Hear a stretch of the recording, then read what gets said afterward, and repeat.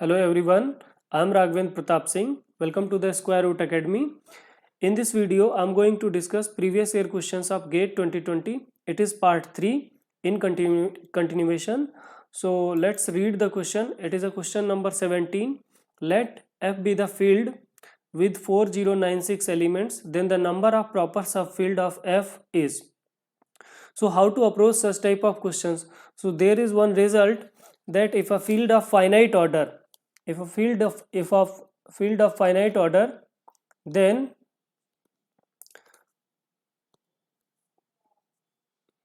its order will be of the form p to the power k, where p is a prime, number. And next point, if S is any subfield of F, then I can say that it will imply that the order of S is a subfield of F, then the order of S will be also some p to the power t such that t will divide k. Means I'm saying if I have a finite field of order p to the power k, then it will have subfield. The subfield, I think, proper and improper all are included here. Okay, so it will have subfield if it will be in the form of p to the power t such that t divides k. So here we need to simply look at what is the order of F. The order of F, it is given that 4096, which I can write into the prime factorization of p to this 4096. It will be 2 to the power 12. So here if I will compare p to the power k, then prime number p is 2 and k is nothing but 12. Now, what are the subfield of this field F? So all those sets will be subfield of this whose order will be look like this, p to the power t such that t divides k. So it means basically we need to count here the total divisors of this k, or total divisors of 12. So what is tau 12 we need to count. So what is the tau 12? Tau 12 is nothing but, you can write like this also, tau 12. So 2 into 3, 2 to the power 2, like this, and it will be nothing but 2 plus 1. I hope you know this formula, and 1 plus 1. Simply whatever the powers, in those powers you need to add 1 and multiply, then you will get total divisors of this 12. So total divisors will be 6, right? And what are those divisors? That also we can write 1, 2, 3, 4, yes, and 6 and 12. These are the divisors of 12. So it means what I can say that these are the values of t I am getting. Okay, t is equal to 1, 2, 3, 4, 6, 12. But we cannot take t is equal to 12. This t is equal to 12 is not possible. Why? Because here it is asking the proper subfield of F. If I will take t is equal to 12, then it will become the order of original field. It means it is nothing but the improper field. But here we need to count simply proper subfield of F. So those are nothing but of order like 2 to the power 1, 2 to the power 2, 2 to the power 3, and 2 to the power 4. And lastly we will get, yeah, 2 to the power 6. Yeah, these are the subfield I will get of order 2 to the power 1, 2 to the power 2, 2 to the power 3, 2 to the power 4, 2 to the power 6, right? So total number of proper subfield, how many I will get? 1, 2, 3, 4, 5 subfield I will get, and of order in this way. Okay, in this order, 2 to the power 1, 2 to the power 2, and so on. But we cannot take 2 to the power 12 order subfield, because if I will take, it is a subfield but it is not a proper subfield, right? I hope you know that what is the meaning of proper subfield. Proper subfields are those fields whose order is strictly less than the order of original field, right? So these are the only orders which are strictly less than the order of this original field, whatever it is given. Yes, 2 to the power 12. So the answer will be 5. Answer will be 5. It means here in such type of questions you need to simply count the total number of divisors. What are the total number of divisors of 2 to the power or p to the power k? So here total number of divisors of k, whatever be the divisors of k, those many subfields you will get. Now here you have to be very careful. It is asking proper subfield, improper subfield. Accordingly we can subtract them or we can add them and we will get the answer. So answer of this question is 5, right? So let's move to the next question, and if you have any doubt please tell me in comment box. I will resolve your doubt as soon as possible. Now the next question. Question number 19. It is from numerical analysis. Let's read the question carefully.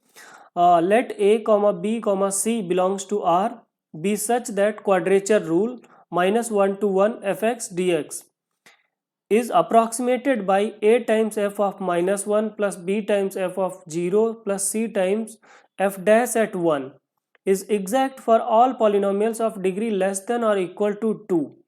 Then b is equal to round off 2 decimal places.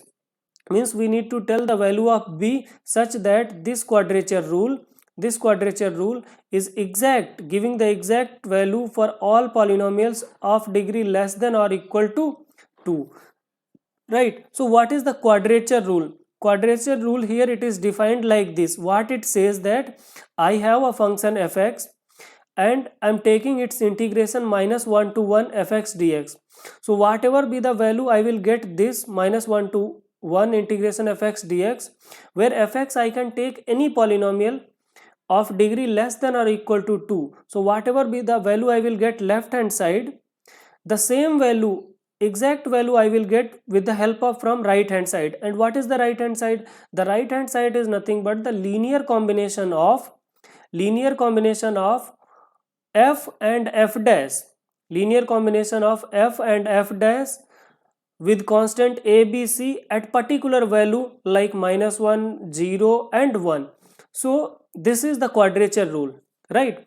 So here if you read the question carefully, it means we are free to take any polynomial of degree up to 2. Means I can take any polynomial of degree up to 2, means we can go for polynomial degree 1, degree 2 or 0 degree polynomial, it means constant polynomial. And here you can see there are 3 unknowns.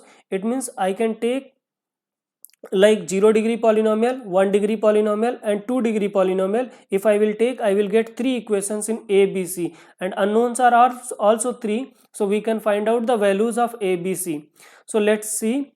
First of all I can take, let suppose fx is equal to, suppose if I'm taking 0 degree polynomial which is nothing but simply 0, fx is equal to 0. So if I will take fx is equal to 0, left hand side I will get 0, right hand side also I will get 0. It means 0 is equal to 0. I'm not going to get any relation between a, b, c. So it means for 0 degree polynomial I have to take a polynomial different from 0. So I can take any polynomial fx is equal to 1. Okay, so if fx is equal to 1, what is the left hand side? The left hand side I will get minus 1 to 1 fx dx, right?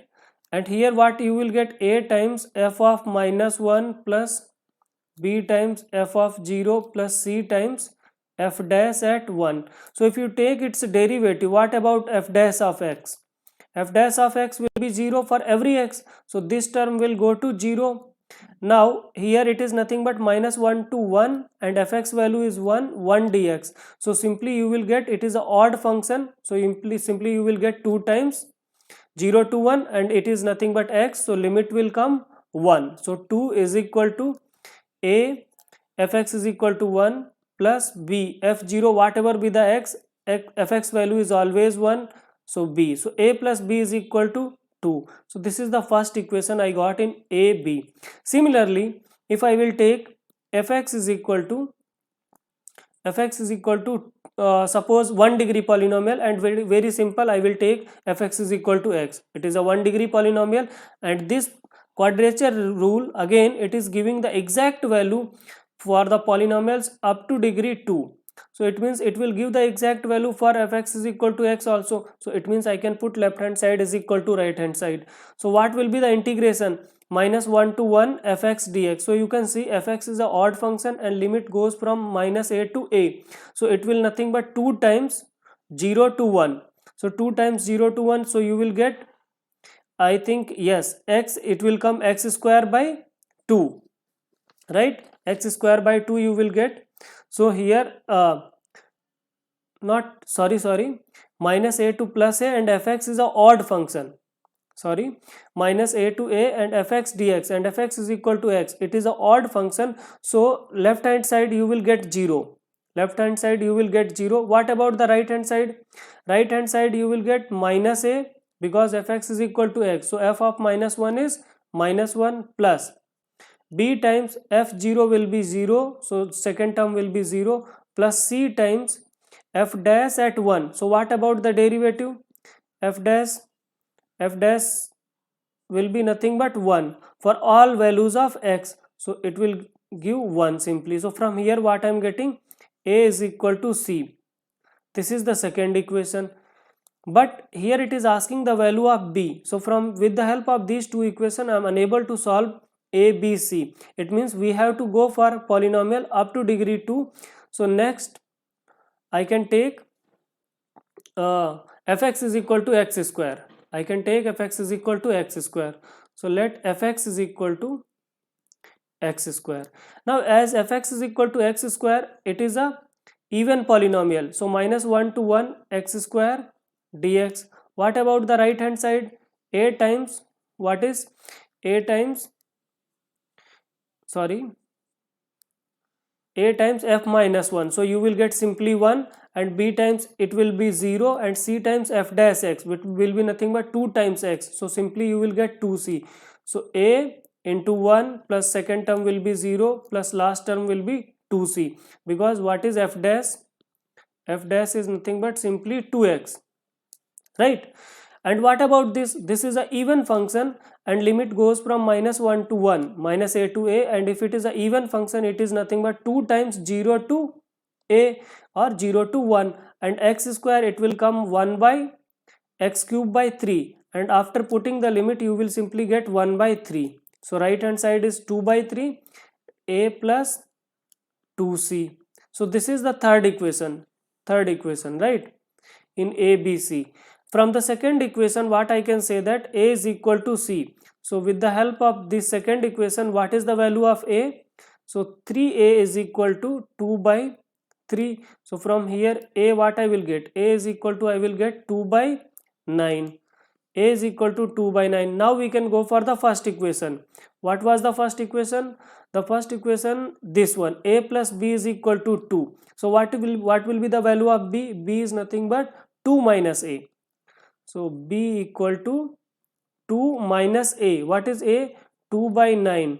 So you will get 16 by 9, and this 16 by 9 you can calculate, it will come 1.77 something it will come, right, up to round up 2 decimal place. So this is the right answer. This is the right answer. I hope you got it. Even though if you have any doubt, please tell me in comment box. I will try to resolve your doubt. Let's move for the next question. Question number 20. It is also question number 20 is from the numerical analysis. What it says, let fx is equal to x to the power 4 and let px be the interpolating polynomial of f at nodes 1, 2 and 3. At nodes 1, 2, 3. Then p0 is equal to. So I hope you got the idea which interpolating formula I have to apply, because we have Newton interpolation, forward interpolation, backward interpolation, Lagrange interpolation, which I should apply. So here you can see the nodes are already given, that means x0 is 1, x1 is 2 and x2 is 3, right? X0 is 1, x1 is 2, x2 is 3. So nodes already given, that it means we have to go for the Lagrange polynomial. Lagrange polynomial we can apply. So you should know the formula of Lagrange polynomial, right? What is the Lagrange polynomial? It says that if you have a function fx, that function I can approximate with the interpolating polynomial px, and in what way I can approximate like this: x minus x1 into x minus x2 upon x1 minus sorry, x naught minus x1 into x naught minus x2. What about the multiplication? Here the factor will come f x naught plus second term. Second term will be x minus x naught into x minus x2 upon x1 minus x naught, x1 minus x2, and here multiplication will come f x1, and the last term will come x minus x1, x minus x2 upon x minus x1, x minus x2 upon, sorry, x minus x naught into x minus x1. Okay, now here the last term will come, yes, it will come x2 minus x naught, x2 minus x1, right? x2 minus x naught and x2 minus x1, and multiplication will be f of x2. So you know everything. You know x naught, x1, x2. F is already given that. F is already given that. So I can calculate f x1. F x1 means nothing but f1. F1 is 1. What about f x1?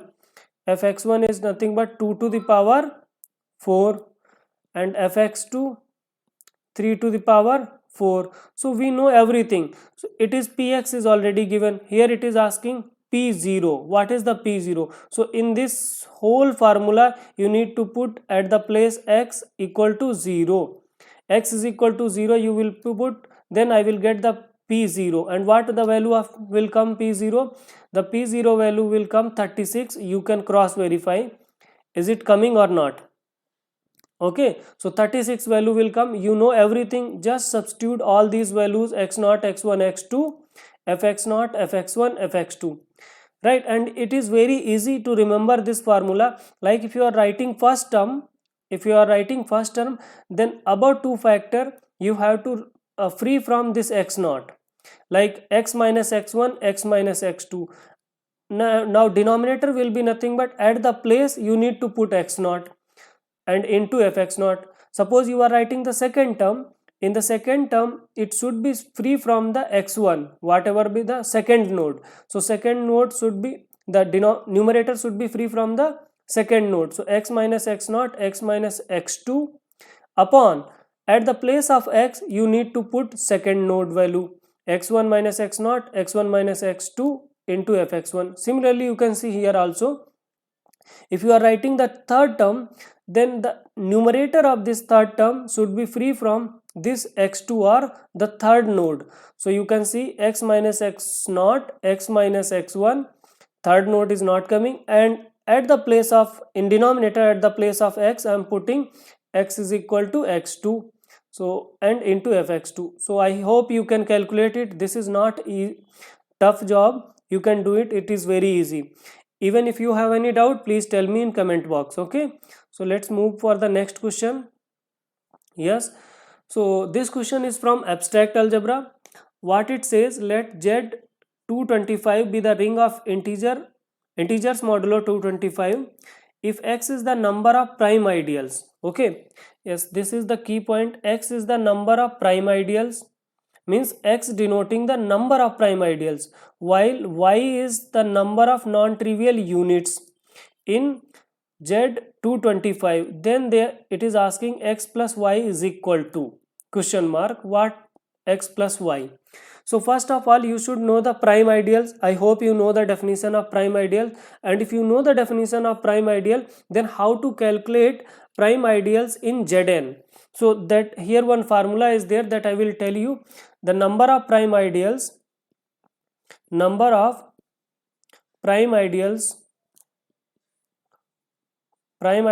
in Zn is nothing but it is equal to the number of prime factorization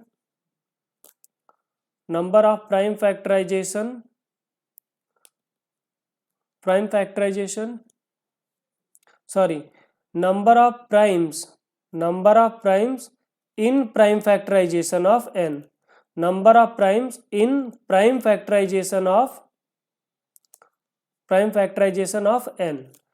The number of prime ideals in Zn is nothing but the number of prime factorization, number of primes in prime factorization of m. What I am trying to say, for example, here I want to find the number of prime ideals in Z 2 to 5. It means we need to count number of primes in prime factorization of 225. So what is the prime factorization of 225? It is nothing but 5 square into 3 square. 5 square into 3 square. So how many distinct primes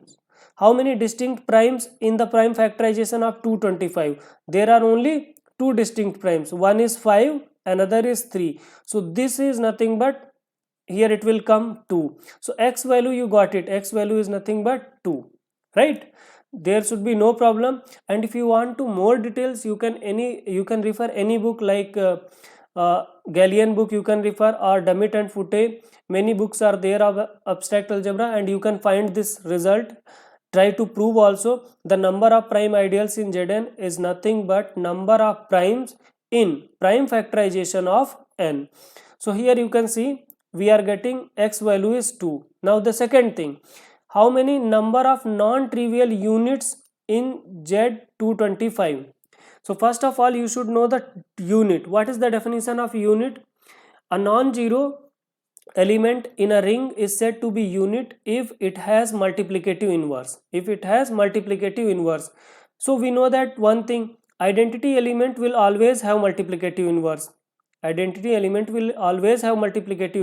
So it means I can say that identity is a trivial unit, means which always exists, trivial unit. But what it is asking? It is asking the non-trivial unit. It means in Z225 we need to find out those number of those elements which are different from identity and has multiplicative inverse, right? So I hope you are getting my points. So for this also there is one formula, that number of units in Z225, it is given by Euler-Phi function 225. This is not simple function, Euler-Phi function, right? I hope you know that. So Euler-Phi function, if you calculate this, you will get 120.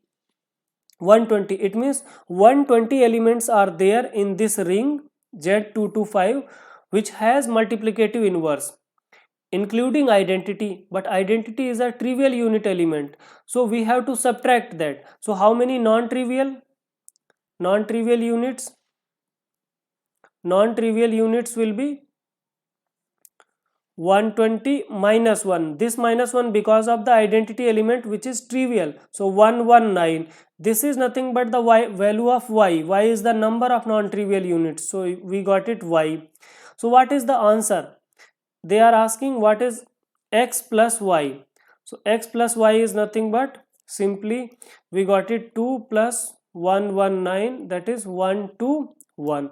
This is the answer, x plus y, right? So these are the questions that I want to discuss in this class. So thanks for the watching. If you like this video, please like it, share it, and subscribe my channel. So thank you so much.